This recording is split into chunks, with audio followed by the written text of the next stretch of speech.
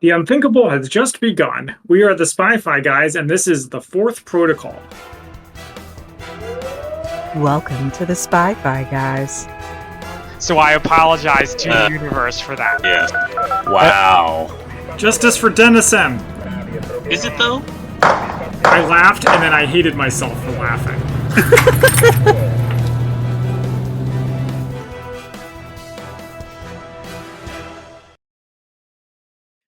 Hello and welcome back to the Spy-Fi guys, where we cover spy facts, spy fiction, and everything in between. I'm Zach. And I'm Christian. And today we are back with a spy fiction-derived movie called The Fourth Protocol. Yeah, and it is one of Brosnan, Pierce Brosnan. I almost called him James Brosnan. Pierce Brosnan's earlier film roles. And so I figured, it being a Pierce Brosnan film, let's bring on probably one of the biggest Pierce Brosnan fans I know, Chris, aka British Bond Addict. Hey everybody, how you doing? Hi Chris, welcome. Happy New Year to everybody. Thank you very much. Happy New Year to you guys too, and of course to all of your listeners. Yeah. Thank you. So Chris and I met through the Capital Royale James Bond fan club over here in the DC area. And I remember one of the times we were going around talking about favorite Bonds, and almost immediately you said Brosnan. So I was like, oh, okay, let me keep that in my back pocket, because what I like to do when we have Bond fans on, we don't always throw them with Bond movies, because, we talk about it all the time. So I think it's fun to bring you on and talk about a non-Bond that a Bond actor is in. Absolutely, and I think this is the least Bond we've ever seen Brosnan, as in, like, the least heroic he's ever been. It's good to see him in this role, and I'm very much looking forward to discussing it. Yeah. It's nice to see him expand his roles from a suave super spy to a robot. So this came out, 1987? Is that the same year that Living Daylights was out? Yes, it was the same year Living Daylights came out, and I think it was filmed after he was actually snubbed for the role. So that's right. Yeah, the performance starts to make sense. So two films come out. There's this and Taffin, which have you seen Taffin? I've seen parts of it. I know it very much leans into his Irish heritage. Oh yes, and the famous quote, "Well, maybe you shouldn't be living here." Yeah. It's good. It's good. Allison Duty is great. Look, while we're talking Brosnan, what is everyone's favorite non-Bond Brosnan movie? That is an interesting question. All right. Can I think of one? Oh, I'm sure you know at least one. Only Mamma Mia. Oh, okay. But I did enjoy that. Wait, you did or didn't? I didn't quite hear you. No, I did. I thought he did a good job in it too. Yeah. I thought he was cool. He has a kind of an important role, but a bit role in the film The Long Good Friday, which I think had the same director for this film. But because he was so kind of minimal in that, I'm going to switch it up and say November Man. That was one I watched recently and quite enjoyed. He doesn't even have a name in what is that? The long what's it called? Long Good Friday. No, he's just Long Good Friday. Henchman / he has like a few scenes, and he's like credited as like First Irishman or something like that. I think something really weird, but like he's like I always like the ending of that film, and he plays kind of a crucial part in that moment. So I consider it above like cameo role per se. Yeah, interesting. All right, yeah. So that's on my list. I haven't actually seen that one yet. I've been I've been doing with the Connery films. I've also been going through all of the Brosnan films, so in a really haphazard order, just of what's on, what can I find? And this one I was like, this is spy related, I'm going to save this one for the podcast. Have you watched Miss Doubtfire again yet? Because he's very interesting in that role. I have not, but I'm like, it's on my list. I'm like, because I haven't seen it since I really really realized, that's Pierce Brosnan in that. That's the thing. Did you mean Mrs. Doubtfire, or did they make a sequel called Miss Doubtfire that I wasn't aware of? It's Ms. now. She goes. That's the prequel. Yep. So I've been looking at Pierce Brosnan's filmography briefly. Yeah. I also enjoyed Black Adam. And I liked him in it. Oh no, he was Dr. Fate. He's the best part of that movie, definitely. Yeah. So I think that probably beats out Mamma Okay. Mia. I'll put that as my final answer. It's a toss-up. I really like him in the Thomas Crown Affair. I love the Thomas Crown Affair. And then I've got a soft spot for what is it called? After the Sunset. Which is like one of his just after Bond roles. I don't remember if it came out before or after The Matador, but it's him and Salma Hayek. He's again, a thief, and there's heisty elements, but it's also like the Caribbean, I believe, and so it's like tropical. So I think, all right, it's a fun, relaxed movie. You got an early what's her face, Naomi Harris in there, and then you've also got Woody Harrelson and blanking on his name, and I just had it, Don Cheadle as well. So it's a fun movie. Yeah. He's also in a film called The Foreigner, I think, and that was alongside yes. Jackie Chan, which was a combination I didn't think would ever happen in cinema. It's an interesting one, Zach. I think I recommended it to you. Do you ever watch it? No, I never got around to it. I like yeah. Jackie Chan though. He was also in, maybe this is some people's favorite movie, Mars Attacks. Oh yes, yes, I did rewatch that for my rewatch. I was like, oh, yeah. He's got a small role, but he makes a meal out of it. Oh, he can ham act very well. Oh yes. All right, so but let's get to this movie. So the Fourth Protocol, it is based on a book by Frederick Forsyth, who also wrote The Day of the Jackal. And this is so we'll get into the actual movie, but I just want to talk about like just the first scene of the production credits, or like you have this guy ringing a gong. It's like, I've never heard of this, the Rank Organization production company. They're quite a big British film company for films of this era, especially, and a little bit earlier. I wasn't unfamiliar with that, and there's actually a few British things in this which I'm going to bring up because I'm sure it probably might have skipped you. I was going to say, like, there's definitely things in here, like, I'm sure this is supposed to mean something, but I'm glad we have an actual Brit on to cover this. But before we get into that, Zach, do you want to hit up our synopses? Plot synopsis. Okay, so as always, we have our poetry plot synopses. The spoilers begin here for anyone who hasn't seen the movie. So we'll start with our haiku. Homemade atomics. Berenson betrays UK. Almost fell asleep. Okay, all right. That's a bit of a hint. And then next is our limerick plot synopsis. There once was a Briton named Preston, whose job was very clandestine. He fights subway thugs and gives his sons hugs. He's a pain in his boss's intestine. Bravo, Zach. That was fantastic. I think that summed up the movie pretty well. And then here is the IMDb plot summary. John Preston is a British agent with the task of preventing the Russians from detonating a nuclear explosion next to an American base in the UK. The Russians are hoping this will shatter the special relationship between the two countries. So yeah, we start off with a timeline of when where we are basically, and they mentioned Kim Philby. Ooh. They mentioned the 1968 treaty, and within this treaty there are 4 secret protocols, but only one remains. What does that mean? Who knows? Did he ever explain what the Fourth Protocol is in the whole movie? Nope. God damn it. But I have something in our spy fact versus spy fiction. I hope so. So yeah, the mention of Kim Philby was intriguing. Tell me more, movie. I feel like we've talked about Philby. I don't think we've actually had a movie with actually Philby in it, though. I don't think so. There was an analog for Philby in what's The Good Shepherd, if I recall. That's right. Also in the credits, I recognize Julian Glover. Yep. Yes, Julian Glover. Also, Michael Gough, aka Alfred from the all the Batmans, the Burton and Shoemaker Batmans. You watch old movies, you never know who's going to show up. Right. Also composed by Lalo Schifrin, composer of the Mission Impossible theme. I like that. As I saw Julian Glover's name, I was like, does he have a record for like most Bond actors that like he's worked with, like as opposed to other people? Like he's done this movie with Brosnan. He did what was it? Last Crusade with Connery. Roger Moore for Your Eyes Only.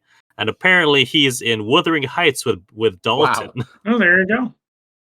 So I was like, after that, I was like, let me see anything with Craig. No, but there's still a chance. Could still happen. And nothing with Lazenby, because Lazenby's, filmography is pretty limited. Good point. Well made. Yeah, I was like, oh, it's got to be some kind of record for like, most Bond actors or person who has acted against the most Bond actors, whether it's in a Bond movie or not. That's some trivia for you. Yeah, so we start off with a bunch of snow, like almost a tundra. There's a guarded building, and we meet Kim Philby. Old Kim Philby. He's supposed to be meeting with the head of the KGB, but they said, "Oh no, you have new orders," and then the guard shoots him. So, do you guys think someone making this movie was working through some issues with Kim Philby in this part? Maybe. I mean, It's certainly interesting that Philby was still alive when this film was made. Or was he? Yep. No,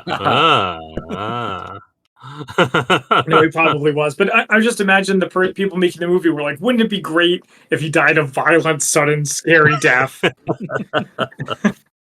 Actually, I was wondering though. I was like, he's like, I know. Well, obviously he's dead now. I was like, I don't think that's how he died. It didn't even occur to me like, oh yeah, he was still alive when this was made. Yeah, it's an interesting observation. Actually, of all people as well who would have a grudge against somebody like Kim Philby, Frederick Forsyth, who I believe was also the producer for this, he would be one of those people. He's like fiercely patriotical, that sort of stuff. Yeah, I do find it kind of cool when they do the Indiana Jones Doctor Who thing of a historical figure making a small appearance in a fictional story without, being the main character or anything like that. Right. So we get Pierce Brosnan in a Soviet uniform. His name is Major Petrovsky. I don't remember what his first name is. Yeah, very long with many K's and different consonant sounds. Right. So he's being given a secret mission by the head of the KGB, who's Govoroshin, if I recall. Something I absolutely love about this movie is the characters introduce themselves a lot. They say things like, as chairman of the KGB, I order you to do this. It's very helpful because there's a lot. It's another one of those, sea of white guys. Yeah, that's definitely true. But it also reminded me of Archer, where the guy's like, no, I'm head of KGB. But yeah, so he's given this secret mission, and he reports only to the KGB head, and then he tells him that, all right, Major Pavlov, which is like, well, I hear a bell ringing now.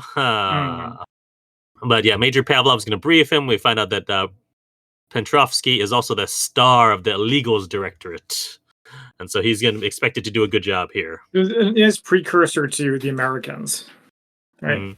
Yeah. We next move over to the UK. It's New Year's Eve, and we meet Preston, who played by Michael Caine, whose first name I've also forgotten. Is it? It's John Preston, yeah. John? I was like, it's not Jay. I do love the standard action movie cliche of, oh crap, our main guy needs a first name. John, that's an everyman name. There you go. Yeah, and it's always funny to see Michael Caine as a redhead instead of with gray hair, which is how I'm used to seeing him. Oh, that's interesting. I watched lots of films from when he was younger, like the Ipcris File or the Italian Job. I'm more used to seeing him younger, so seeing him in between is what I find quite peculiar. He is that in between. Yeah, I've seen the original Italian Job. I think that may be the only thing that I've seen for him. Like, well, let's see, what year? This is 87, I guess. The Man Who Would Be King? You've seen that. You must have forgotten. I've seen that. I was going to say, that's before. So is his role in Operation Market Garden. What's the movie? Bridge Too Far. I was funny you've not seen the Ipcris File, because that is like a quintessential 60s spy movie. It's on our list. Don't read the book. The book is, I just haven't got around to it. The book is awful, just watch the film. All right, good to know. But yeah, so I like here he's pounding on the door to flat trying to get in, and like he talks his way past the guard to get into the party. I liked when he's blowing the safe and times it for the New Year's fireworks. That's nice. Although I was about to say that is the longest 30-second timer I've ever seen. Like 10 seconds was it's just been like 1 second. It was I was watching that like, come on, this is ridiculous now. It did get so when he's like breaking into the place, it did catch one of my pet peeves in movies is when they do lock picking, because they usually only ever have the pick. They never have the tension wrench. You need both parts, not just one. Breaking into that safe behind the mirror. I like the safe cracking tools hidden in the wine bottle. It's nice. Right. But yes, he blows the safe and he gets out some jewelry, and then he also pulls out a briefcase, which is seemingly empty, but he shakes it around, and some top secret Ministry of Defense documents fall out. On the film, I got the impression he was looking for them. Well, apparently in the book, a professional thief just stumbled across them and did the right thing while still being a thief. Interesting. So, that's an interesting thought. That's a twist. Yeah, but talk about having it be cleaner where you have your main character doing it. Cut some corners. Oh, it's an introduction where you can see that Michael Caine is doing a Michael Caine performance in this role. What do you mean? Oh, that's this style of what we see Michael Caine doing. Granted, he's got a hell of a range, but a lot of his films are the exact character you're seeing right now. Hmm. See, We get a meeting at the Ministry of Defense. Preston is told to sit down. He's giving a dressing down. It feels like an M briefing, is what I have in my notes. yeah, it's way worse though. I would describe him as getting chewed out. Yeah. Also, here's where you meet Julian Glover, who's acting director general, Harcourt Smith. That's right. I wrote it down. He says, as Director General of the Security Services. See, he does it too. Sends the Russians. I can't go 2 sentences without mentioning my job. Yeah, totally. But he's very proud of himself, I'm sure. Oh yeah. So we find out that the man whose flat he broke into is called Berenson. He's with NATO, and he's out of the city with his wife. But he might come back, because he's got a mistress. Yeah, this whole Berenson thing was kind of interesting, but I was like, how is it going to relate to the overall story? Because they spend a lot of time with that. But yeah, so we get Harcourt Smith and Preston having a talk alone. We find out that Harcourt Smith doesn't like Preston because Preston's loyal to his predecessor, who is currently sick Director General, whose name is Bernard Hemming. All right. Who we find out later is played by also called him Alfred Go. Michael Go. Petrovsky, I misspelled it here. Given his orders by Pavlov. All right, I made one Pavlov's dog joke. I don't need to make another one. There you go. There's an additional note, and he sees it and reads the note and knocks out and kills Pavlov, which I saw coming. Oh, you did? I didn't. Yeah. I mean, it's a top secret, mission. So the fact that he wasn't being given his orders from Goroshin, I was like, all right. And he specifically says, this person's going to give you orders. Like, oh, he's a dead man. He's off to a good start. A little bit of action. Mm-hmm. Appreciate that. So one of the other folks in the briefing, who I don't remember what his actual position, he's one of the ones who never says his position, but Sir Nigel Irvine talks to the current Director General, tells him what's going on. And we see Berenson coming back to his flat, and who's on his way back. He's calling his mistress, and as soon as he gets in, he sees his vault doors blown open. He's like, "I'll call you back later." Yeah, I mean, I can't really blame him for freaking out. And as this is going on, Preston's listening in on a bug, and we see that Berenson goes into a tube station, and he's being followed. And I like how he passes by. There's a busker who passes by. And he's turning around. He's very suspicious of everyone around him. And it's interesting to see this. So I think I've probably told this story on the podcast before about how I've done a sort of surveillance 101 class with the Spy Museum. And I was the person being followed. And it's just no idea who was actually. I just knew that I was being followed. I have no idea who was actually following me, except for the fact that they were had headphones on, because they were all in sort of a open communication line. And so I kept looking at people who had headphones on, but of course everyone has headphones on nowadays, or earpieces. So I was like, I had no idea. I'd see a couple recurring faces, but I was like, and at the end, it's some of those recurring faces, when I found out who was actually following me, were people, and others were just random people that I never saw again. It was so it's just a crazy feeling to know that you're being followed, but no idea who's following you. And just trying to avoid. As well. At this point, you start to realize it's definitely more. I was kind of thinking this might be part action film. This is definitely more of an espionage style film, especially with what we've seen Michael Caine doing so far than this. And that was a nice realization. I didn't know anything about the film before going into it, so to realize that actually we're looking more at some quote unquote genuine spy stuff was a nice realization. Yeah. So Berenson enters a pizzeria. Preston comes down to surveil, and we see that. Yeah, every person that Berenson ran into on the tube is in the back of the van, because they're all, working for. Oh, really? I missed that. Yeah. Everything, the busker, that's great. Everyone else. I can't remember all the people. There's 6 people. That's what happens when you get the big bucks for the MI5. Actually, that raises a question, because is he MI5 or MI6? Because he's running operations in the UK. That'd be MI5, surely. Right? Yeah. Unless the movie got it wrong. Well, they never mention MI5 or MI6. I guess they say the security service, which is MI5. Yeah, that's right. Preston figures out that it's a drop situation, because it's they can bring things in and out via the pizza boxes. Yeah, it's pretty smart. Yeah. They send one of the people to follow one person who leaves with a pizza box, and then the rest of the team follows another person. And we never really find out the result of that. But we next cut to the South African embassy where Preston and Nigel Irvine come to see Berenson for a quiet word. I always like that phrase. So here's a question. Do you guys believe Berenson's story about why he did it? Yeah. I bought it because I can see somebody thinking they're doing the best thing. Because he's saying all this stuff like South Africa being the most committed anti-communists and not getting all this stuff. So I could see where he think is going it, and just having the missight of, oh shit, actually I've obviously made this open. Like the I met somebody, or did they meet you? Like lines like that kind of sold it for me. Yeah. Yeah, he doesn't seem like the smartest guy, so I could see him getting bamboozled pretty easily. Yeah. Especially to your point as well, the fact that later Winkler being not very smart was an important part of the plot. Maybe there's just some dum-dums in there. Could be.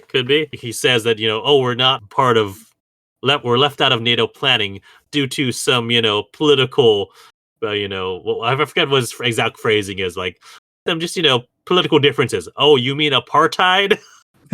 Oh, there's that too. It's more than just a little difference. So then I like how he obviously got tricked by a communist plant to just leak information to them. Yeah.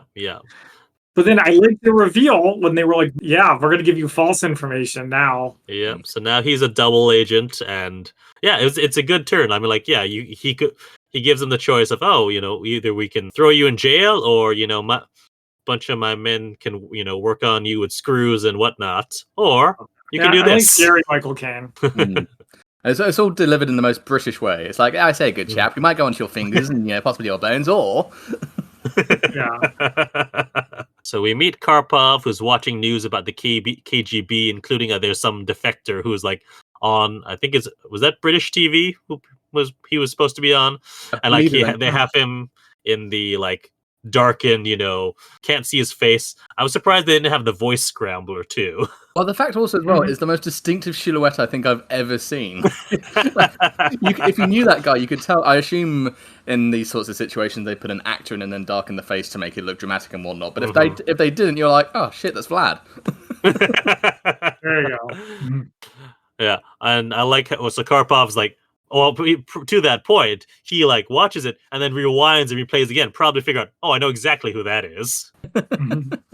Come on, guys. The thing that threw me off here is that most of the Russian or the KGB generals or higher ups do not have Russian accents. Well, I like that because the fake Russian accents are very distracting. I don't know. It just threw me off. That like one of them had like a British accent, one had like an American accent. Like, come on. I think like there was a choice, obviously, not to do fake Russian accents all the time, and Brosnan's incredible Irish Russian accent is something. But like, I also get the feel like the way the film turns out, and I'll try to be spoiler free until we get to that point, is actually kind of setting up the viewer for the twist at the end per se.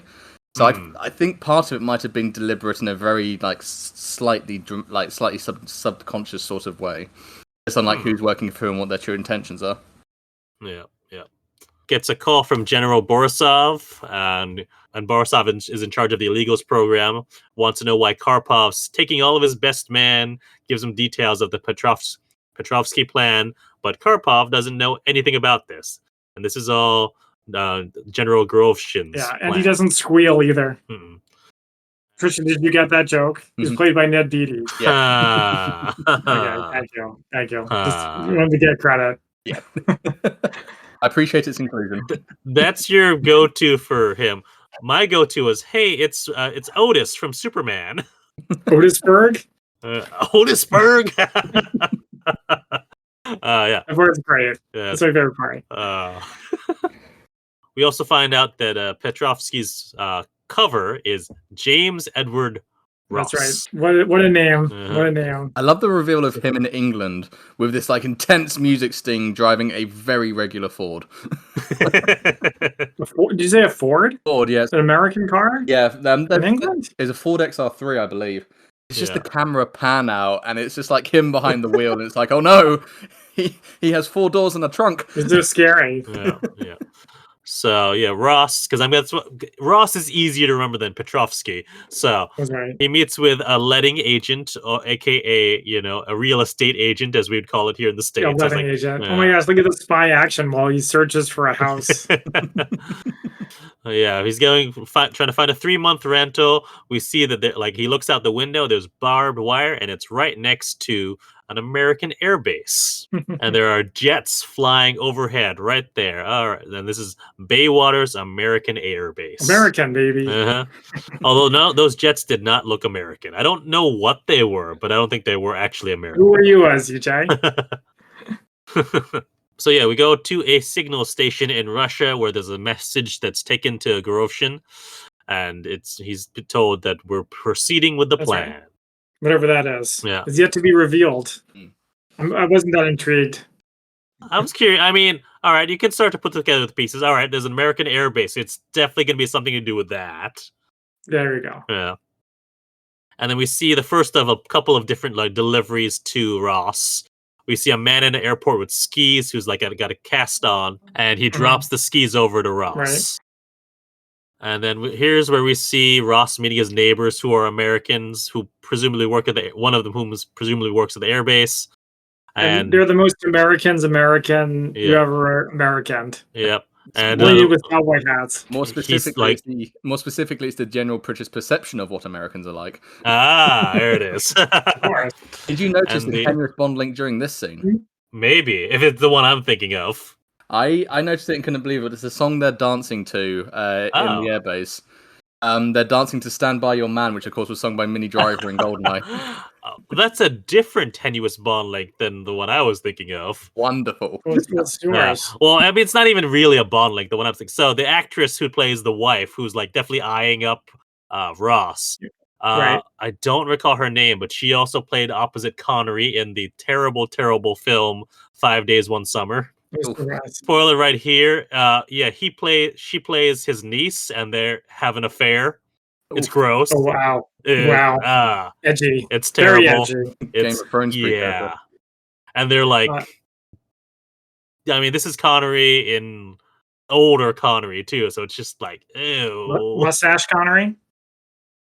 Well, I mean, mustache Connery doesn't necessarily mean it was older Connery. It's just it's mustache and white hair Connery. So getting back to what Chris said, I don't remember that song in GoldenEye. Does he go to a country bar at one point?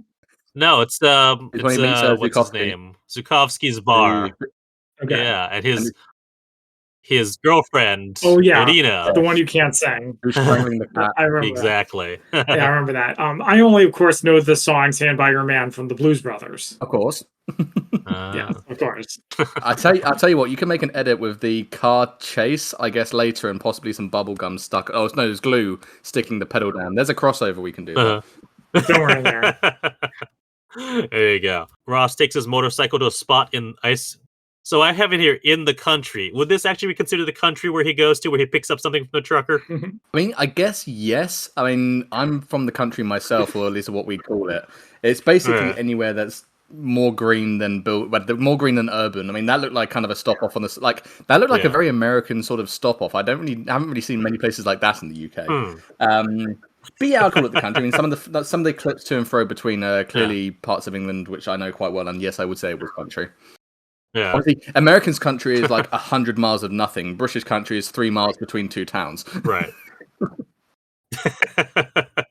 But yeah, so he picks something up from a trucker, and he's putting all these various pieces of whatever he's getting in the freezer.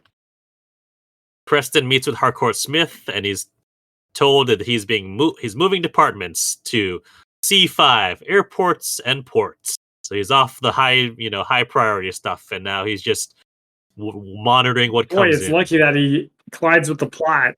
Yeah, this was one of the biggest cliched moments of the they don't even wait. There's not even a week of him being like, oh, this is boring and it sucks. It's just immediately he finds the next piece of the puzzle. Yeah. Yep. What are you gonna do? Well, it kind of falls into his lap, or falls into a truck. But you know what? I do appreciate that the Berenson story from earlier didn't I know I was complaining about that earlier. I was like, where is this going? Yeah. But I like that it didn't intersect with the overall story, because it makes a little bit more sense. It's a little less. It's not so convenient writing. You mean like whatever the pre-title sequence of a Bond film is leads directly into the There you film? go. There you go. Good point. Because we're Bond fans, we're going to keep bringing up Bond. When was the last time we had one that was disconnected from the rest of the film? Can't even think of it. Pre-Brosnan, pre-Dalton. I think probably Moonraker. Yeah, we just did Moonraker. No, it is connected. Because that's when they have the theft of the Moonraker. Yeah. I was thinking of the Jaws flapping his wings part. Yeah, you're right. There's that bit at the beginning. I mean, yeah, Half that's of before Moonraker. that. Yeah, right. It's the with the is that the with that's the the acro star? delicatessen. No, Delicatessen of stainless steel. that's right. That's right. That's Blofeld. We have Ross waiting for a delivery. The delivery guy doesn't show ID at a checkpoint and is chased and runs right into a truck, which kills It's him. off to a pretty good start. So we get the autopsy of the body where Preston just happens to be there. I like this. It's the me is actually saying, all right, this is suspicious because he's supposed to be like a dock worker, but he has like no calluses on his hands. He's basically looks like he's never carried anything that was more than 20 pounds. He's never carried anything or whatever that is in that'd stone. be I don't know. 1 stone and 6 pounds. Yeah, some good detective work here, and they find a polonium disc on him. Ooh. Yeah, which has to be part of a detonator for an atomic bomb. Dun dun dun. I'd love if it's just like a really fancy coaster, and they're just wrong the entire time. Yep.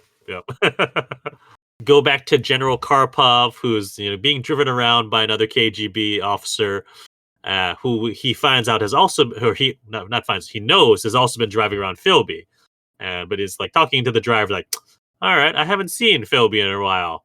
Where have you been driving him?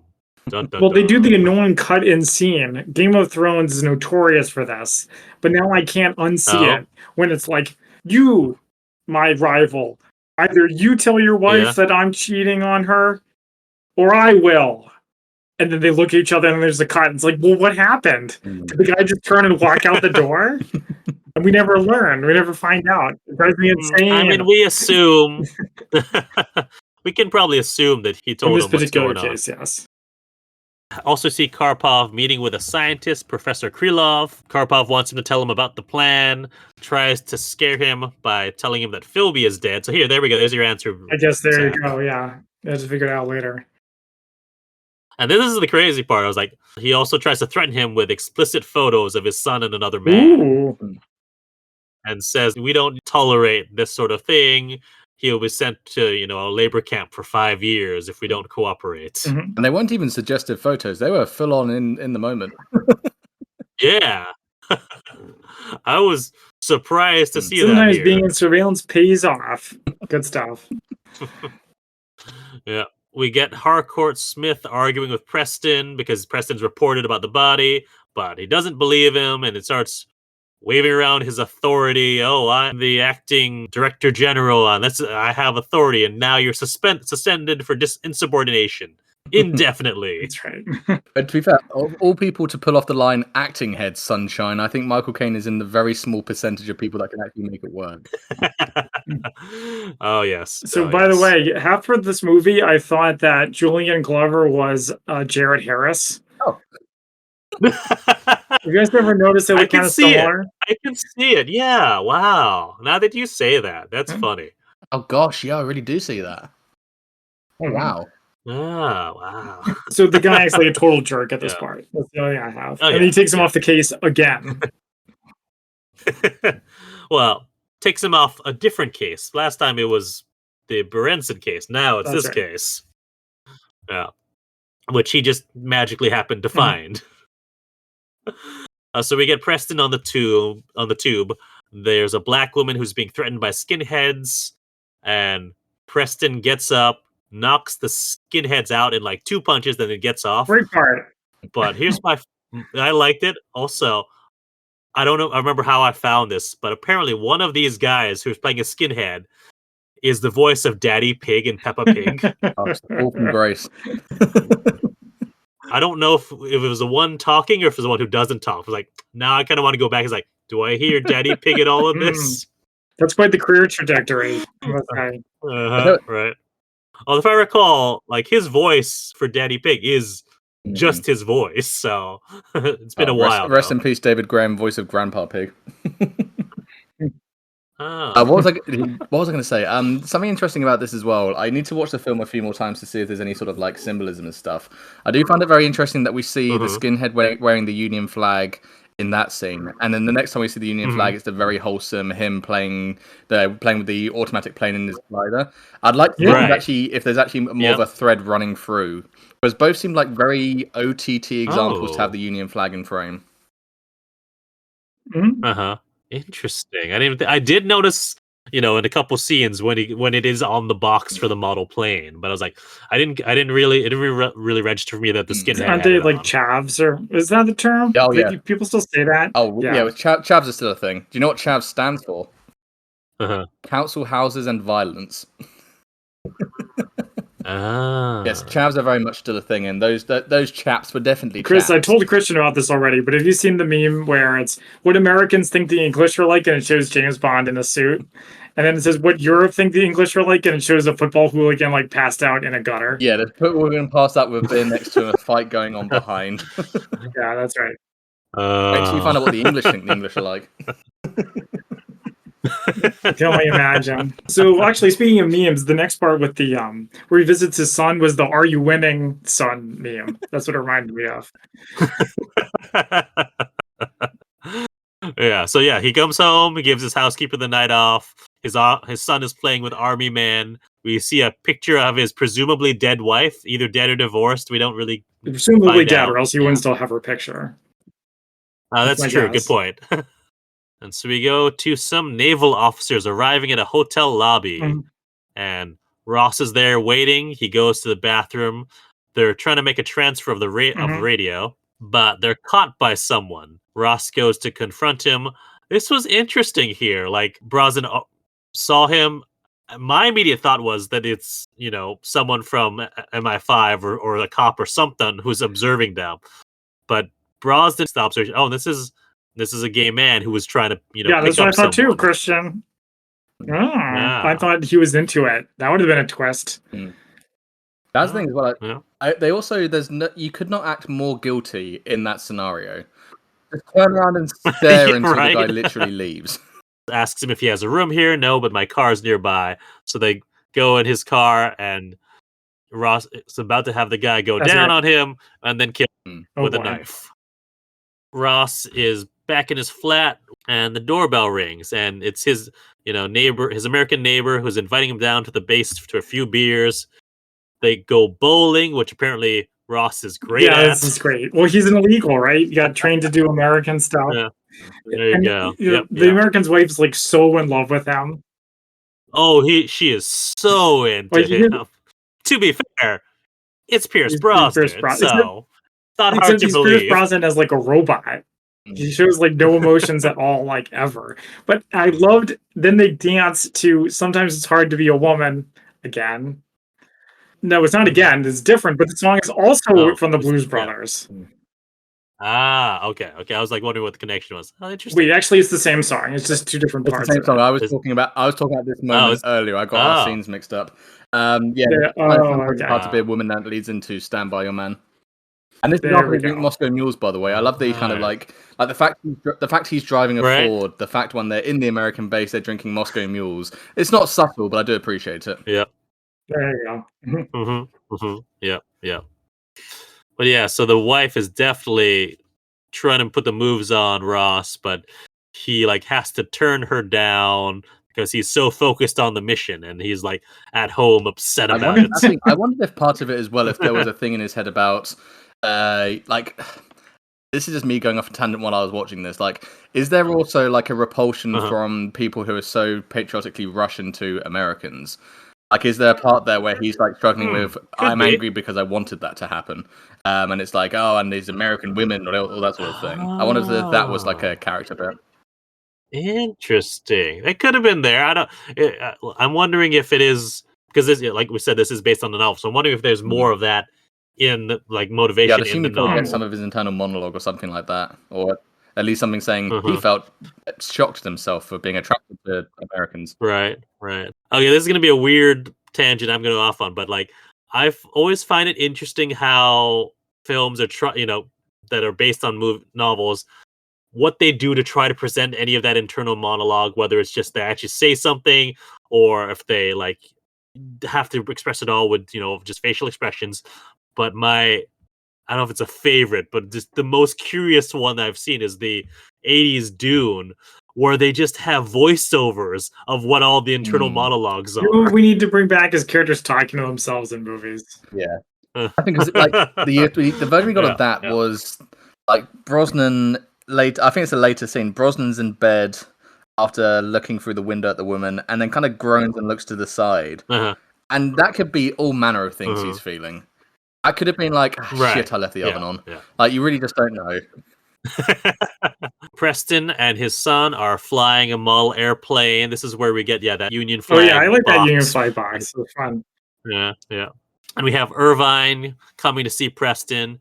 He reveals that there's a sleeper cell in East Anglia, which has just become active. And I'm like, East Anglia, why does that sound familiar? Doesn't sound familiar to me. I had to Google this. Like, all right, I feel like it's something Harry Potter. Okay, how'd it go? Apparently, it's potentially where the Hermione Granger's family lives. I was like, it's got to be something more specific like that. I was like, oh wait, maybe I'm thinking of the Ford Anglia card, which is what the Weasleys has. Like, maybe I don't even know where East Anglia is, but it's like it just sounded familiar. Yeah, East Anglia is like kind of a county. Like, you guys have states, we have counties, like Hampshire, where I'm from. East Anglia is like a collection of those counties. Okay.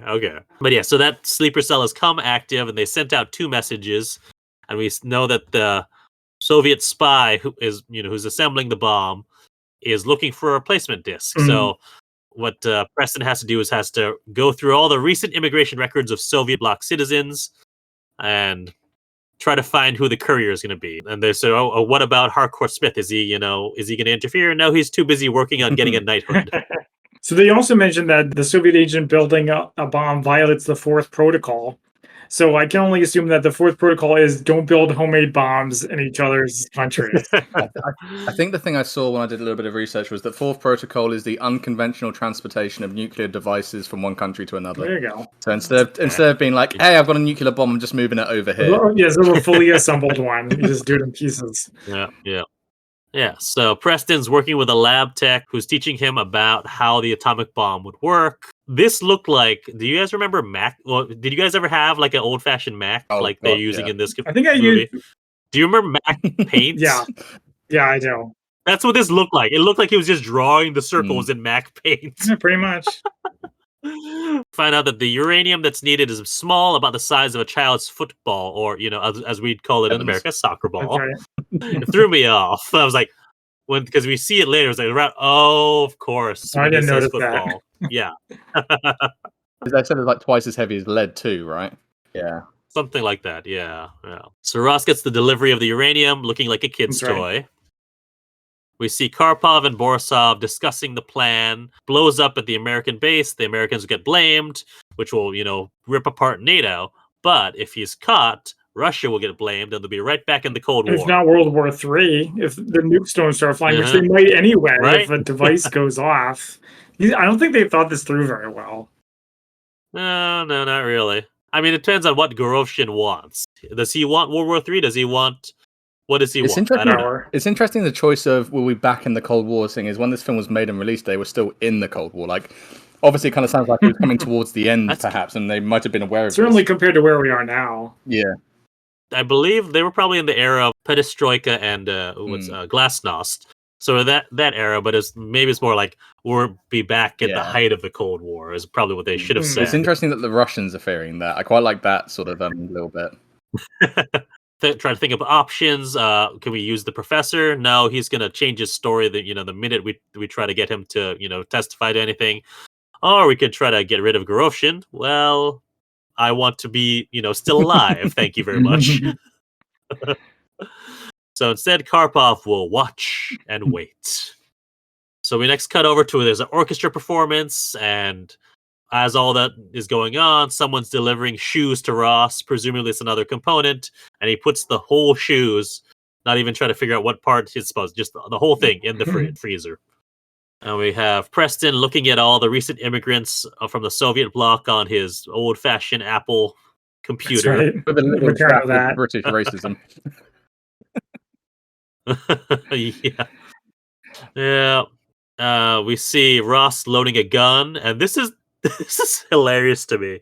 So he's looking across the street through the windows, where there's a bunch of naked people who are Swingers. either strip poker, Swingers, swingers. My second thought was swingers, and he like looks over and smiles. He looks over at his neighbor's house with the wife who's hot for him, and she's washing dishes, and he's finally frustrated. shows some emotions. I find it interesting. They're obviously trying to suggest something. The fact he's watching the overweight wrestling, then there's like this voyeurism thing. There's clearly something they're going for here. I just haven't quite figured it out yet. Not sure if they know. That's very Frederick Forsyth. He wasn't a scriptwriter, and I believe he was the scriptwriter for this. So I wonder if he was trying to do a few things and then, this won't work, ignore it, and they've already filmed the bloody thing. Yeah, I would have loved a little bit of Ross's thoughts about killing all these people that are living right next door to him that he's come to know. Does he have any thoughts about it? Does he feel bad about it? Anything? Yeah. Normally he just takes a shower. Like I think there's 2 times he does a shower with like a dead body next to him. That's right.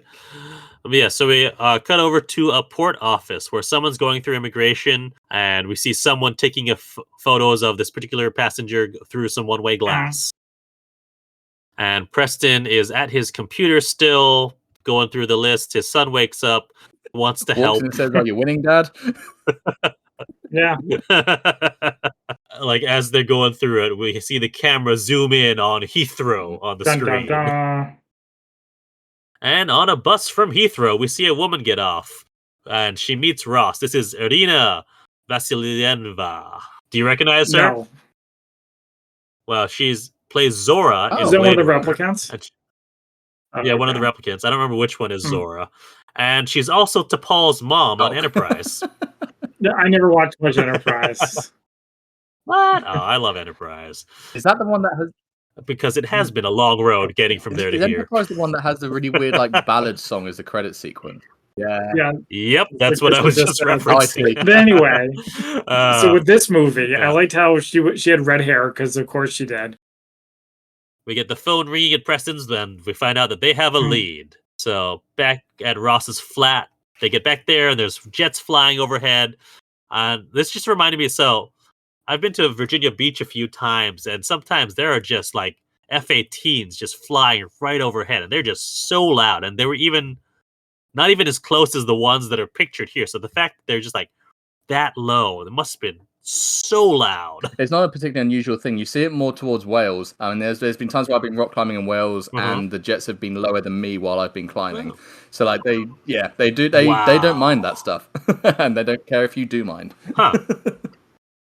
I used to live across the street from a fire station, and the fire trucks were very loud, but you could close the windows and that would be fine. You would not be able to handle living here. No wonder they get into swinging.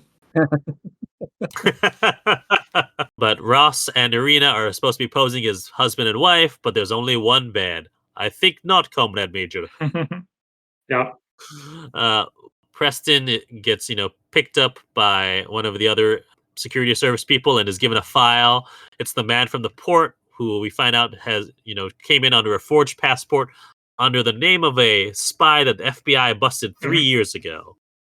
And his real name is Ivan Komishenko. He's a KGB radio expert, so he's probably the transmitter in East Anglia.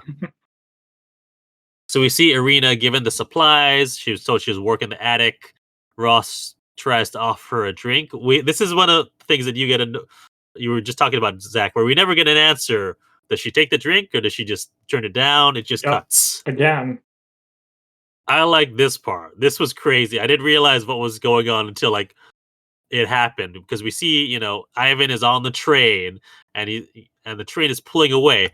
And then anyways, he drives through the train station onto the platform, nearly onto the tracks, to get Preston close enough to jump on the train. It was a beautifully timed shot. Like cinematically wise, the timing was perfect. So much so that it looks like I know obviously this is probably how the film was made to look, but he only just makes it onto the last train car. And I don't know if that took more than one take, but that would have been a pain to set up. And there was no reason for it either. yes. He could have just got on the train normally. There was absolutely no reason for that. Maybe But I it's love because it. we needed a little Oh, bit yeah, of no. excitement. It was a slow movie. Yeah. Well, that's what you get for the first hour and a half. Yeah, seriously. Yeah. Arena is disassembling all of the components from all their hiding places. I like, the one hidden in the heel of the shoe, the nesting doll, all the various parts. Mhm. We find out that the bomb will devastate 2 square miles with 2 to 5,000 people dead. And here's we get some kind of emotion. I wasn't sure what he's thinking, but he's trying to express something for Brosnan. Trying to, I guess. On that point, when we find out it's going to be over 50,000 later because of the protests, it would be nice if there's a follow-up with more of whatever emotion that was meant to be. Mm-hmm. Yeah.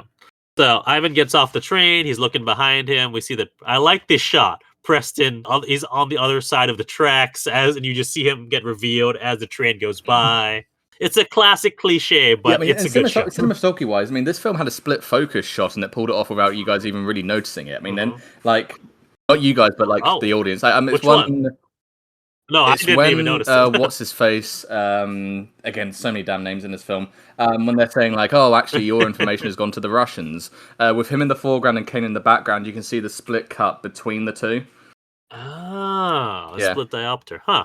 I gotta go back and try to find that. Cinematography-wise, for what is not, it definitely doesn't come across as a high-budget film by any means. It's got some very good shots. Yeah, what it feels like, and we can talk more about this in the reviews, but it feels like like a Saturday night movie of the week that's on TV rather than an actual theatrically released film. A criticism I saw of this film was that it felt like it was a made-for-TV movie. It's really a compliment. So Ivan goes to a cafe, and Preston goes to follow him. We also cut back to Arena putting the bomb together. She needs Ross's help when it gets a little more complicated. It's pretty tense here. When she's pulling the wire through, and she's telling him, "Oh no, don't put those close to each other." You gotta keep them separated. They say the bomb is 1.5 kilotons. It will destroy everything within 2 miles. So I like how the stakes are high, but it's not like the world is going to end. It might, but you don't know that for sure. Right. And I also like the go signal. He's supposed to listen to the radio, wait for a mention of Colonel Gaddafi in the third. By the way, something I checked. This is something called the radio thing was the BBC World Service. The one for I've listened to it in a few different countries I go to. The BBC World Service on Radio for America is still going. Huh. Yeah, and also at this point, another thing. When he walks in, there's some kind of classical music playing. It was from a BBC Radio 2 audio drama called The Archers, and it's meant to signify kind of boring, sedate life kind of thing. And it's meant to show Michael Caine coming back into home outside of all the spy stuff, which is something I know would have been missed on the majority of audiences that aren't from England.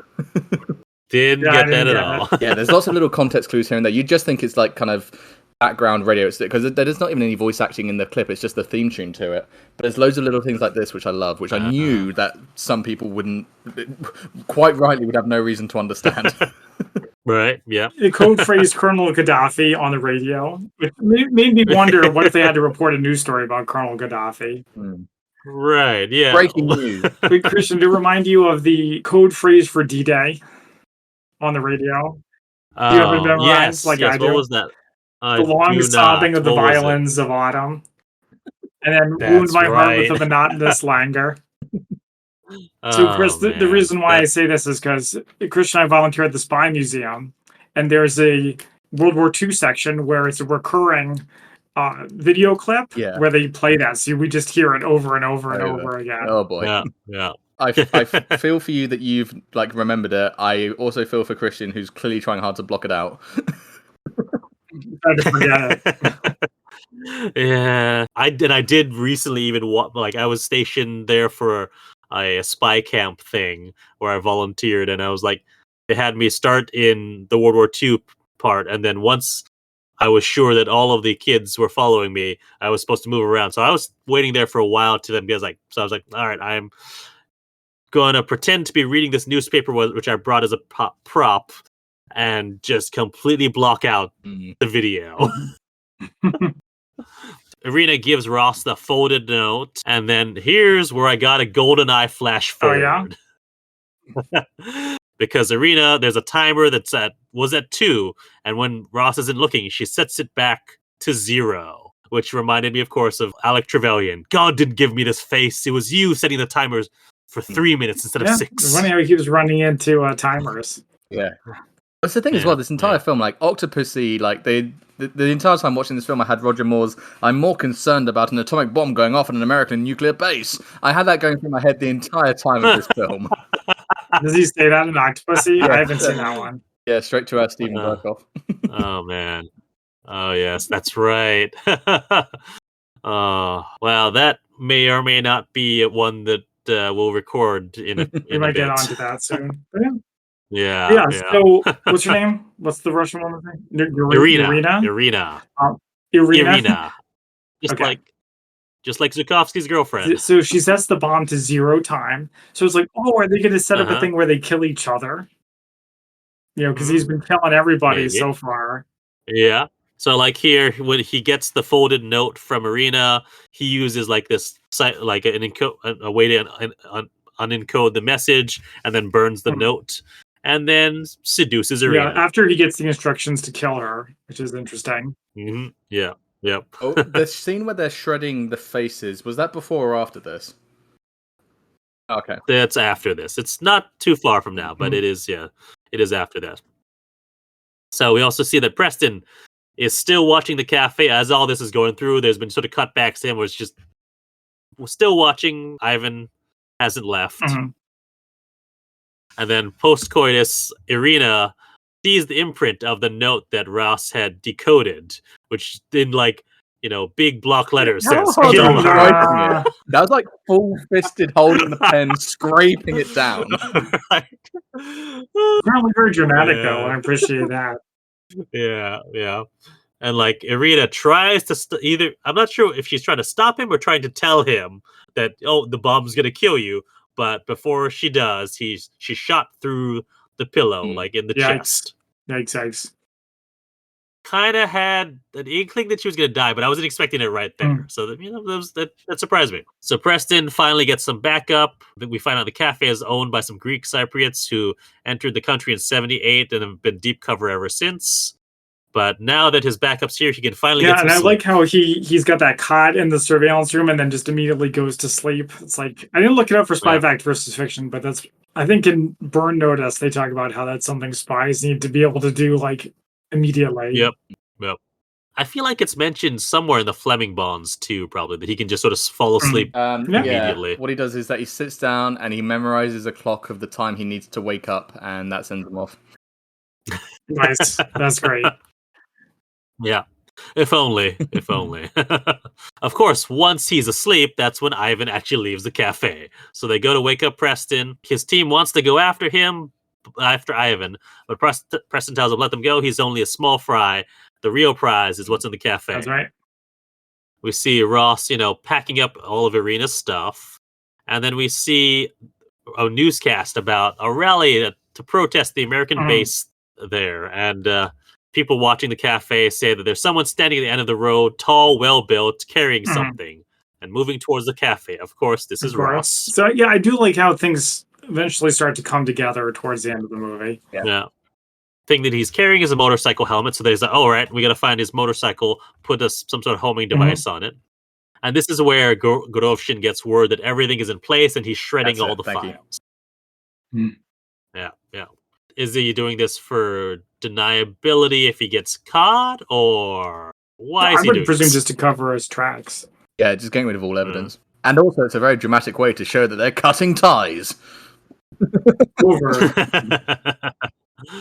So Ross leaves the cafe on his motorcycle. Preston goes after him in the van. One of the others is going to lead a team to go into the cafe. They go into Suffolk, where Ross has stopped, and they burst into the garage where his signal stopped, but it's only his helmet and motorcycle there. Yeah, so things are starting to get a little bit more exciting here. Yeah. And as they leave, see a bunch of ambulances go past them. Apparently there's a big accident and the road's blocked. Ross is stuck in the traffic. And Preston and Barry, that's what his name is. I knew I had him in the notes here somewhere. Barry are also stuck in the traffic. Starts walking up the road, looking at all the cars. thinks he's spotted Ross, but it is a different young, attractive There you man. go. And he sees Ross just as Ross is waved through to go through the, where the accident has taken place. And he has like Barry pull the van out, like smashing into the cars before and after him, and pick him up, run through the checkpoint. Because now he's got the make and color of the car, which is the XR3. Ford. What was it? XR3. Yeah, I think he runs and goes, "It's him, blue XR3." And that's it. The thing I like as well, and British films of this era did this perfectly. When it was low budget and you don't have many action scenes, suddenly a transit van crashing into cars in front, crashing into cars behind, looks and feels really dramatic. It's incredible how, because we had so little OTT, especially vehicle stuff going on, one that happens, you're like, "Oh!" And in a Mission Impossible film, you wouldn't look at this twice. No, yeah. So they I like how they drive past through the checkpoint and accidentally or on purpose go down a hill. I wasn't actually sure. I'd say on purpose is avoiding action, and it was a happy accident. There you go. Happy little accident. Take an alternate route through a bike tunnel and almost hit a bunch of people there. You guys notice the protesters had tiki torches? Did they? Some of them did. Interesting. That was kind of funny. Ooh. As they're driving, they see the sign for RAF Baywaters, realize that's the American nuclear base. That must be where he's heading. So they drive there. They get stuck in the protest. So Preston goes on foot and sees Ross closing his blinds in the quarter window. So Preston approaches a building across the street, rings a doorbell, says he's come to read the meter. Really weird line. Yeah. And so he's talking with the neighbors, starts asking questions about Ross. They reveal that he's been there 2 months, but a woman came by the other day who they think is his wife. And I like how Preston, just to get them to leave the place, lies to them straight out and says, "Oh, well, that's not his wife. He killed his wife and his three children with a shotgun." I that. I was like, "Wait, what?" They freak out, which is kind of funny. And you see them drive away too. She's fully staring at the window, So Ross is, continuing to wait for the 9:00 news. He's staring at the bomb. Preston calls it in and asks for backup and calls Sir Nigel. And it's just a waiting game now. But why do you guys think they were waiting? I agree. Because they were afraid he was going to set it off if they went in. Maybe. I figured I don't it was know. first waiting for backup, but then they were waiting too, and I'm like, just go and detain the guy. I'm not really sure. Ring the doorbell, and when he comes to the door, grab him. Surprise! I don't know. What did they think was going to happen? I don't know. But yeah, so Barry arrives to assist Preston, and Preston hears back from Irvine. We see some helicopters going over water and around and under bridges. Are we supposed to know where this is? Are these landmarks? It's a local landmark for that location. It's not one that's famous within all of Britain. Okay. Okay. So they land. Is this at the American Air Base? Where are they land? I have no idea. So I was just it didn't have any context for where this is supposed to be. But men rush out of the copters, and I noticed the copters. I think they had the RAF logo on them. So I was okay. These are definitely his backup to, they load into the cars. We find out they're an assault team, and they meet with Preston. They get the lowdown, and I like there's this hesitation when they find out that the bomb is atomic. Yeah, of course, I would hope so.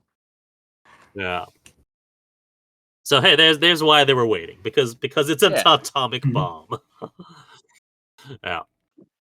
So Ross is still waiting, and I notice he's wearing an epaulette shirt. That's interesting. That's a choice. I was wondering, are we going to see him is part of the plan? Is he going to dress up in a military uniform to escape or something? Why are you wearing that? That seems especially like a all choice. Of the promotional material has him in uniform. If you look at all of the posters, Brosnan is constantly in military stuff, and he wears it just for that one scene at the beginning.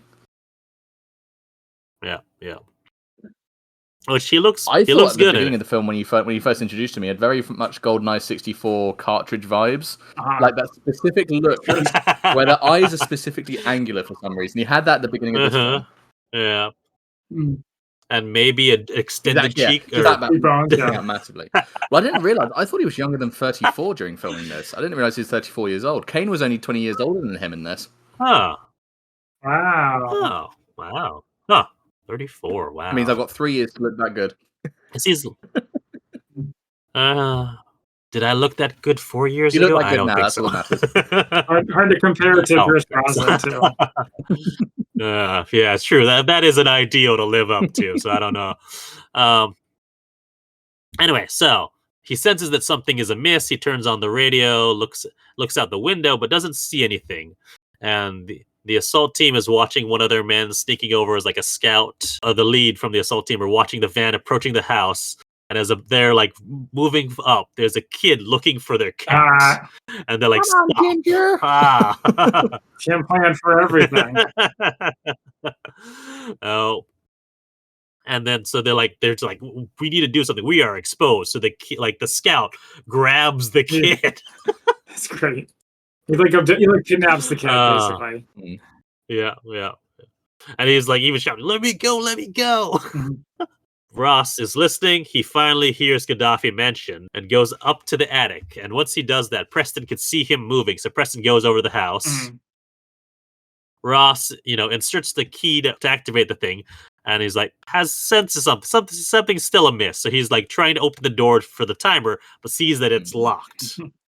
So he goes over to Irina's dead body, which has like, the key on I a think the last thing chain. she said was the key before he shot her, right? Oh, that's right. Yeah, so he opens it and sees the timer is set to 0. So he hesitates. I know talked about Robot Brosnan in this, but his kind of look back and the eyes when he realizes what's going on is brilliant. Really well done. I would have Yeah. loved some more like reactions. I think the fact we saw so little of this one speaks volumes. Like you kind of see the betrayal crossing his eyes there, and the fact this is like obviously it's a love for his country, all that sort of jazz. Like I felt like because it's been so not understated but so robotic as we've used so far, I feel like he says a lot in the fact that we actually see something. Yeah. With that moment's hesitation, though, the assault team moves in. Brosnan takes out the first one pretty easily. I'm kind of torn because when I see a gunfight with Pierce Brosnan, You want to know when? I'm conditioned to root for him. Well, yeah, I mean, he's supposed to be the Terminator, right? He's supposed to be scary, so I'm glad he does a pretty good job. It's a pretty good fight. But yeah, he takes him out, and then I love this shot when Preston emerges from the dark. Yeah, that's cool too. When he emerges from the dark night. Hey. I also wanted to mention, I don't know, I might have not been paying attention, but when he's walking around and you see Eilena's dead body in the bathtub, that felt very Alfred Hitchcock. Yes. I don't know about you guys. I thought it was super creepy. Yeah, I liked it a lot. Yeah. It was like he's just like washing his face, and the body's just right and he's just there. looking at it. He's just like, oh yeah, I did that. Yeah. Yeah, so there's the fight. Yeah, it's a pretty good fight, and like he gets knocked around, but then he knocks out Preston, and is about to press the button when he's like kicked away by Preston, and the assault team comes in. Like Preston's like, don't shoot me, it's me, and then they like just really offhandedly just sort of kill Ross. Yeah, that was a part of the conspiracy, right? That's the reveal. Well, I think I like.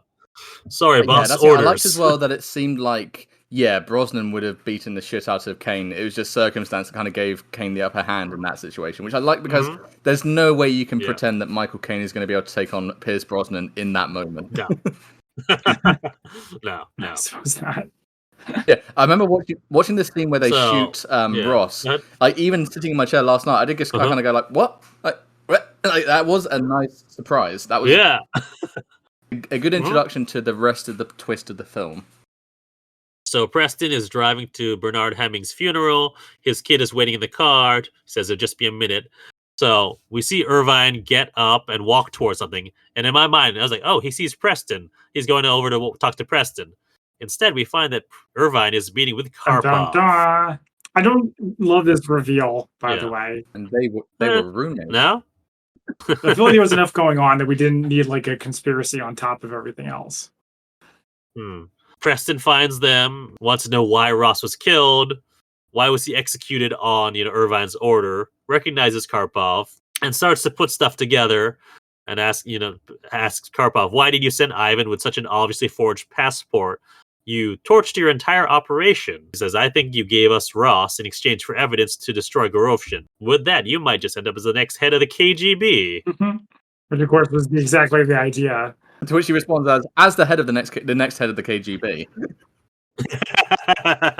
But yeah, so Preston is fed up with them playing their spy games. He so chews he him out a leaves. little bit. Yeah. Karpov, is wondering, will he talk? Preston, approaching the car, sees that his son isn't in the car, and you see him get worried for a second, and I was worried too. But no, he's just playing nearby on a wall, and they're gonna go home, and there's cheerful music with this weirdly happy ending. In the book, they knew that he couldn't talk, and he ended up getting a lucrative job in a bank for whatever extra information that provides. Interesting. But yeah, with that, our movie ends. The weird credit sequence where the pictures kind of slide off on the sides. Yeah, it's like a PowerPoint presentation. It just needed a gradient of 2 colors in the background. Spy fact versus spy fiction.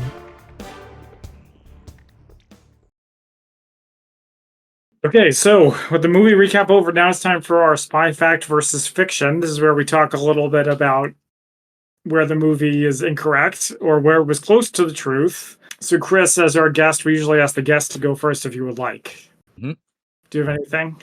So spy fact versus spy fiction. I've got the obvious one of Philby, which I don't really want to use. Seeing as we kind of know that one's a little, teeny bit obvious. Or if there's any other obvious Britishisms that you got really right or really wrong. These are my notes from the filming, and this is my research as well. I know I've got something in there. I've just not organized it via anything apart from chronology. I think I'm probably going to start with the whole NATO alliance stuff at this point, and the communication between the two services. Well, I say the two services, all the different countries. Do I give it a choice of fact or fiction and tell you and make you guess, or do I just say what the actual differences are? You could just tell us. I mean, although that'd be fun. We haven't turned that. We've never done. Yeah, I can definitely do many British facts or fictions. Yeah. Yes, the communication between all of it was not as presented in the film. For example, the fact that people can just meet up in these situations and, all that sort of stuff sort of happening. It's the entire time, even countries that aren't in NATO are being communicated with directly by the countries in NATO at all times. It's not, hey, this is our playground, you can't come in. And that kind of stood out to me massively because there are communications, there's communications between NATO and Russia all the damn time. Trying to present it as, this is our exclusive club, and that stood out to me pretty significantly. Yeah. MI5 stuff we talked a little bit about earlier, obviously MI5 being the kind of internal stuff versus MI6, and the fact it even wasn't particularly said all of this was an MI5 operation, although I feel like it tried to lean into something a little bit more, I felt, in a few moments, which it should have been presented more as like an internal operation, which this absolutely was the entire time. This is what I need to do some research on. This is a question I have. How significant were American air bases in the UK at this time? Because I think if there were American air bases, they wouldn't be next to a housing estate. Granted, I know the housing estate was mainly for American officers. I don't think you'd be able to watch and look over a barbed wire fence. I mean, the UK is cramped, but it's not that cramped. So I think there's a slight inaccuracy of how it's presented there, obviously for the convenience of the film. But yeah, I think the Americans, when it comes to all people that have army bases in the United Kingdom, I think the USA are one of the strictest on security. So apparently, because I did find out a little bit about that, so I was kind of curious. Apparently they filmed it at RAF Upper Hayford, RAF Baywaters. It's apparently not a real thing, but it was based on RAF Bentwaters, which is a former Royal Air Force station. But and it was used by the RAF during the Second World War and by the US during the Cold War. Okay. Nice. And also, the last one I have is that in the book, and I've referenced the book a lot, but I do like looking into the original literature. In the book, the British side of this was meant to coincide with the Labour rise to power after the Conservative government. And of course, the Labour Party at that time were considered to be overly socialist, which, while it also would have been good for the British in the short term, would have also been good for the Russians in the long term at the same time. So a significant plot of the book is that this would provide the Labour Party power, which would then change the scope of the international politics at the time. Thanks for all that, Chris. All right, so Zach, you want to go first, or should I go first? Yeah, I can go next. So Cool. the first is Wikipedia Treaty on the Non-Proliferation of Nuclear Weapons, which is obviously Okay. Yep. the treaty. I don't know why they didn't name it in the movie. So it Mhm. has 3 pillars, not 3 protocols. And the 3 pillars are non-proliferation, disarmament, and the right to peacefully use nuclear technology. hmm So there's that. And then I also found on the Wikipedia for the 4th protocol itself some differences from the novels that we have not already Yeah. mentioned. So the film opens with the killing of Kim Philby, who has already planned the operation, but in the book he stays alive Mhm. and remains a key figure Hmm. throughout it. There's Mhm. more detail about the press investigation about South Africa. Character of the assembler, i.e., Alina, is a man in the book, although the surname is the same, and he gets his neck broken in a forest rather than being shot in bed. In the novel, a Soviet sailor is attacked by chavs, or Yeah. skinheads again. Oh, so that must have been like that scene in the tube was probably like a nod towards that. Yes, I would guess. Hmm. So he's attacked by Yeah. them, and then he commits suicide by jumping from the hospital. Ooh. That's interesting. Hmm. In the book, Yeah. the story about Berenson is linked to the atomic plot because it provides a way for Irvine to send a false message to Karpov suggesting the operation is blown. So it does Okay. tie back to that. Sir Irvine is a much more positively presented character in the book. He supports Preston because he genuinely respects his abilities. Has Ross killed to undercut the KGB without going to war, and then arranges for Preston to get a lucrative private sector work so he can win sole custody of his young son. Mhm. What a nice guy. Hmm. And so that's what I have Interesting. for Spy Fact versus Fiction. Well, I've got the obvious one that we'd talk about. That Kim Philby, like we said, was still alive at this time, but he died of heart failure in Moscow in 1998, where he was given a hero's funeral. Even though, from my understanding from the Spy Museum, is that he was sort of isolated and lonely, and people didn't care about him. He wasn't given anything to do really by the KGB, and it's definitely the case of, while he was alive, he was a liability to them, but after he was dead, they could celebrate him. It's interesting. I remember that from the Spy Museum as well. The fact is, like, actually, when he got there, it was pretty crap. Oh yeah. That's what he gets for being a commie. Yeah. Oh man. So yes, the other thing I got is the illegals program that was mentioned as from Wikipedia. It is a network of sleeper agents under unofficial cover. There was now in recent memory, which is 14 years ago is recent memory. There was an investigation by the FBI, which culminated in the arrest of 10 agents on June 27, 2010, followed by a prisoner exchange between Russia and the US on July 9, 2010. Of course, the most infamous of these 10 illegals would be Anna Chapman, because she had a very attractive, mugshot. But of course, there have been other illegal programs as well, because dates back to even before this movie. Again, mentioning the Spy Museum, they do have all of the handcuffs that were used to arrest all of the 10 who were captured as part of Operation Ghost Stories. That's right. Oh yeah, so I did find something about the title of the 4th protocol. So as we talked about, the title refers to the 1968 Treaty on Non-Proliferation of Nuclear Weapons, which in the world of the novel contained 4 secret protocols. The first 3 kind of were useless, but the 4th of which was meant to prohibit non-conventional deliveries of nuclear weapons, i.e. by means other than being dropped from an aircraft or carried on ballistic missiles. This included postal service or being assembled in secret close to the target before being detonated. That is what the titular 4th protocol is. I will say, when I told Melanie I was watching the 4th protocol for this podcast, she asked me if I'd seen the first 3. Uh-huh. Nice. Yeah, that's what a joke about the 39 steps. Do you have to see 1 through 38 to get it? Lastly, I have something about the method of cryptography that Brosnan uses when he gets the message to kill her. Right. So it's called a Grail cipher, which is a technique used for encrypting a plain text by writing it onto a sheet of paper through a pierced sheet of cardboard or similar. The earliest use of this is by Jacopo Silvestri in 1526. they have a great example of this in the Spy Museum, where you have a message and then you slide Grill over it, and it just picks out just certain words. Say, as a teacher, this is actually a method I've used in some odd sessions here and there. So any aspiring teachers out there, try this as a lesson. The kids love it. Interesting. It also reminded me. So, do you use Scantrons at your grade level? No, but I had a teacher, rather than just doing the running them through a machine, he just had a grill that he would put over his Scantron. So he's like, oh, okay, so that's wrong, that's wrong, that's wrong. Love that. Yeah, I was like, oh, that's efficient and fast, rather than sliding them through all the whole thing. Thankfully, all the kids in my school use laptops, so they just send it to me via email. All right, yeah, that would be Huh? I wonder if anyone uses Scantrons. I think I'm going to bring it back. All right, but yeah, that's what I have for Spy Fact versus Spy Fiction. Favorite quotes.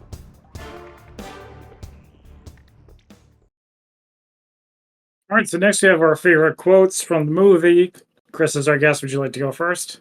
Well, I've actually already mentioned a few. I mean, first of all, like acting head Sunshine, and then the I think that's followed up with again. Michael Caine is the only person who can say the F word with an A instead of a U. Yeah. It's about time they put you in a fucking museum, which is right at the very end. I don't know if you need to bleep that. I will retake it if you need to. I also like. Yep. I like Michael Caine as an actor anyway. I like his delivery of "Don't shoot, it's me," as if that helps. But yeah. It's me. That and the running back to the transit and going, "It's him, Blue XR3." Just it's all kind of action quotes I quite enjoyed.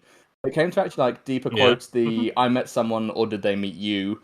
And also like the "You didn't strengthen weaker, you didn't strengthen NATO, you weakened it." And that entire scene as well, the delivery I quite enjoy. Those are the ones at least I wrote down here. That and "Start the New Year with a Bang," which was just because that was such a Bond pun. Yeah, those ones I wrote down. Yep. All right, I don't have a lot. I didn't find the movie to be especially quotable. Like I mentioned, I like when the people introduce themselves as chairman of the KGB, as the director general. I like when Ned Beatty says, "Stay well, friend, and stay silent."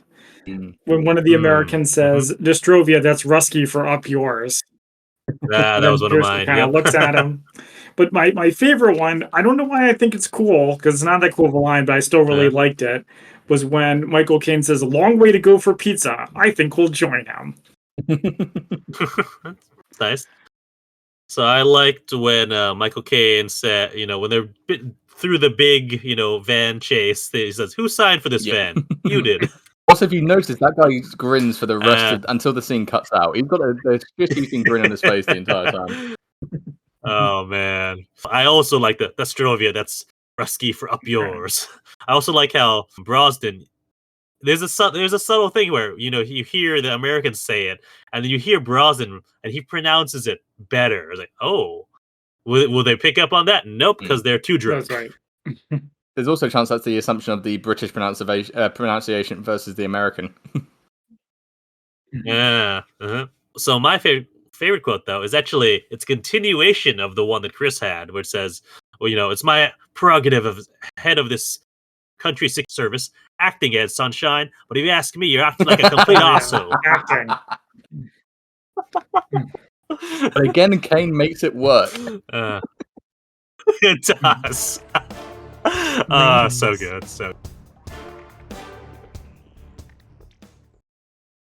All right, so now it's time for ratings on a scale of 1 to 10 martinis, 1 being Avengers 1998, and 10 being better than No Time to Die or Mission Impossible Ghost Protocol. How would we rate the fourth protocol? Chris is our guest. You want to go first one more time? All right, but before you start, I want to clarify what Zach's saying. The reason he mentions No Time to Die is because one of our guests did give it a 10 martinis. Neither of us did not, but I saw your laugh. Oh, you don't agree? That's another conversation, I guess. That's another. We can get into that another time. But I have always been a fan of British films and TV from 1960 to 1990. Anyway, pretty much the Cold War era. and lots of TV and stuff from the British side. Lots of it is over the top action, which is why when it comes to something that's a bit more downplayed and a slow burn, I really do appreciate it. There's quite a few films I think of immediately. One being The Hard Way, starring Patrick McGowan and Walter Van Cleef, I think, as well, from a similar time period. And it's a very slow burn film, and I think it's representative of what some British filmmakers wanted to make at the time. As I said, when I first clicked onto this, I was expecting it to be an action film. I mean, the whole poster's got Michael Caine with a gun, Pierce Brosnan in uniform, and I was actually quietly impressed with the fact it turned out to be a spy film. Now, I know obviously the slow burn aspect will be irritating to some, and it was a real slow burn. I've watched enough of these films that I can really appreciate the fact that it's just building tension up the entire time. And I think this one film can do fantastically is build situational tension. Building the bomb, which could have been a nothing scene, was a standout. Him walking down a traffic queue trying to find the right person is fantastic tension. And as I mentioned previously, the fact you get this small relief of a Ford Transit van backing into a car, smashing into it, that sort of thing, it amplifies the significance, and I think that does give it somewhat a little bit more believability than an average spy film from this era may do. I think my greatest comparison is probably the Ipcris File and the Harry Palmer series, which of course was Bond with a more grounded look. I think this is the more grounded version of the Harry Palmer series where, granted, some bits are a little bit farcical in ways, this seemed like a genuine story, and that's akin to Frederick Forsyth. In my opinion, he's second to John le Carré when it comes to spy novels at this time. And I think it was really well realised. At no point was I distracted, at no point did I lose focus. Every single thing was building up to something, so that gained my attention. I felt like the cinematography was good, very good to watch. The performances, granted there were too many characters, the performances of the main characters were very good. And while, yes, obviously Brosnan was quite robotic, he is the villain in this film. And he's meant to be shown as somebody who is cold. And I think the cut back at the end where he realizes he's been betrayed, I think it's worth the wait. It's a 2-hour film. It's a long film, especially for the mid-1980s for British producers. But I really, really enjoyed this. I think it's not near 10 out of 10. The previous director, I think it's Whitaker, has done a 10 out of 10 film, and that is The Long Good Friday. This was a thoroughly enjoyable film and is a solid 8 out of 10 for me. I mean, without Pierce Brosnan and Michael Caine, I'm not sure if it would still be that grade. But there's so many bits about it, and yeah, going into a film expecting over-the-top action sequences and instead getting things about handlers, drops, all this stuff, it caught me off guard, and I really enjoyed it. I've already recommended this to 3 people since watching it last night. So yeah, I think it's a good representation of Britain at this time. It's a good British film, as in somewhat understated in certain parts and preserving the budget, shall we say. But no, I really leaned into this. It really struck a chord with me. It was a very, very good film for me. All right, Zach. I'm very curious. I didn't care for this movie so much. I understand where Chris is coming from, that it was building tension, but I didn't feel like that tension was building until pretty much the end. I felt like most of it was pretty slow. And I liked Michael Caine's character, but he wasn't that deep, and Pierce had no character. He's just a robot, like I keep saying. There wasn't really a story with a lot of good twists and turns. Even the murders of his fellow Russians, you start to see that coming after a while. So I understand where you guys are coming from, but I didn't personally like it that much, so I'm going to give it a 4.5.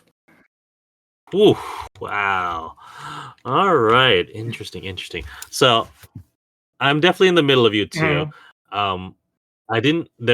Obviously, there was a lot of the things that, being an American, I didn't really pick up on. But I did still definitely appreciate, all right, you actually had some seeming real world tradecraft going on here.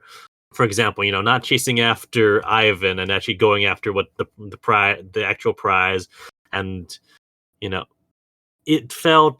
did feel the tension, unlike Zach, that they're building to all this. And I also, like Zach, I did like Brosnan's performance here. I mean, I know, it was refreshing to him not be the, smooth, charming. How could have it? Because usually he's just oozing with charm and charisma. And so for him to actually turn that down and just be this cold killer, I liked it. And I like Michael Caine, he's always enjoyable. I mean, although and it's occurring to me, I think the first thing that I watched him in was as Austin Powers' dad in Goldmember. Oh yeah. So I was like, that endeared me to him because I do like that movie. But then going back and seeing some of his other stuff, like, wow, he can actually play a good role, and then of course, him in the Batman movies is great too. But yeah, so like I think my point of reference for him around this time would probably be like, The Man Who Would Be King, which is still probably about 10 years earlier than that. But so I enjoyed him in this. I also just really enjoyed, all of the bit players or like people I recognize from other things, like Julian Glover, Michael Gough, or what's his name, Ned Beatty. And I was like, all right, this is a British film. I'm trying to count. Have any of these folks been in a Potter? I don't In a think Potter? so. Oh, yeah. Yeah, as Harry far as Potter. Michael Caine never did. Yeah. I don't think so. None of them that I can remember. I was like, all right, well, it's that's there's that joke. It's like, all right, all of the UK actors, they've either been in a Harry Potter or Game of Thrones. It's like we have one for that. We've got Julian Glover. But yeah, so with all that being said, I'm gonna give it a 7 out of 10 martinis because I did enjoy this film a lot. And it's not, but it is not up there in the best of the best. But it is still a fun. Very good. Well, thank you for joining us, Chris. Do you have anything you would like to plug before we move along? No, I mean, it's been my absolute pleasure. Thank you ever so much for having me on. I mean, if you're in the DC area, come and join me and Christian at a Capital Royale event. I'm on Instagram only as British Bond Addict, where I do various Bond things and daily show off my collection of ties, in which I'm on currently 55 the unique ties. Wow. I was about to ask you, how many ties do you own? Because I feel like I've been following you for a while. I was like, I don't know that I've seen many repeats. I've done tie of the day, as in I do a new tie every single day, kind of to catalogue how many I have. I did 55 today. I've got at least 30 left. I've also got 80 more in England that I haven't bought over yet. Wow. But the thing is, it's thrift shops. I go to a thrift shop. I go to a thrift shop and find the most unique ties for like $2. So it's like, screw it, I'll buy 6. Yeah. Yes. Mm-hmm. I used to be big into bow ties, so I would do that too. I'd go to like thrift shops and stuff like that, and then people would just start gifting me bow ties for my birthday thing. So just gross. I'm exactly the same. I got a tie here I haven't worn yet, which was a gift from a child, and it's a card with literally my teacher name on it. Oh, nice! And I'm all about that. That's great. But just to wrap up my point of view, nothing really to promote. Just to say thank you ever so much for having me on. This has been great. This film has been on my list. I remember downloading this for my flight to the States back in 2022. I never got around to it, so to actually watch it has been wonderful. So thank you both for giving me that excuse and for giving me the opportunity to talk about it. Of course. Yeah, of course. Glad to have you on. And thank you for pointing out all of the Britishisms that we missed because they went over our heads. This was a very British film. This was clearly made by Brits and possibly for Brits.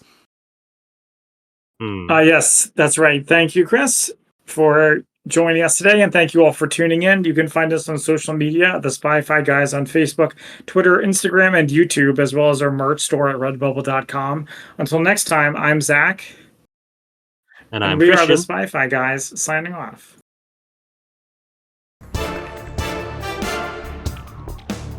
Thank you for listening to the Spy-Fi Guys. If you enjoyed our podcast, please be sure to give us a 5-star rating on iTunes. The theme song from this podcast is Mistake the Getaway by Kevin MacLeod from Incompetech.com, licensed under Creative Commons by Attribution 3.0. Films, books, and television shows reviewed by our podcast are the intellectual property of their respective copyright holders, and no infringement is intended. This is a personal podcast. Any views, statements, or opinions expressed in this podcast are personal and belong solely to the participants. They do not represent those of people, institutions, or organizations that the participants may or may not be associated with in a professional or personal capacity unless explicitly stated. Any views or opinions are not intended to malign any religion, ethnic group, club, organization, company, or individual. You can find our podcast on social media at The Spy-Fi Guys on Facebook, Twitter, and Instagram.